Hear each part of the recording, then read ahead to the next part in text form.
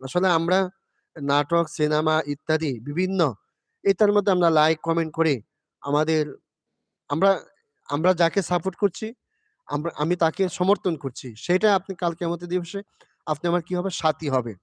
তখন কি অবস্থা কি হবে বলেন তো? আর এই কোরআনকে যারা মহব্বত করবেন, ভালোবাসবেন, কোরআনকে সামনে এগিয়ে দিবেন, সকল মুসলমান বোনদের কাছে আপনি পৌঁছায় দিবেন। ঠিক আছে? আপনার একটা শেয়ারের কারণে একজন ভাই কোরআন পড়ার সুযোগ পেয়েছে। এটার জন্য আপনার নাজাতের উসিলা হয়ে যেতে পারে ভাই। নাজাতের উসিলা হয়ে যেতে পারে।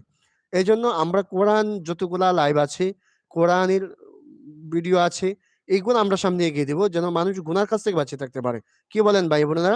আপনারা কি বলেন? আমার কথা ঠিক আছে কিনা আপনি একটু বলবেন? আমি কথাগুলো কি বাস্তব বলছি কিনা? আমরা কোরআনকে সাপোর্ট করব, কোরআনকে ভালোবাসবো, রাসূলের সুন্নতকে ভালোবাসবো। নাফাকি কাজ থেকে আমরা বেঁচে থাকবো।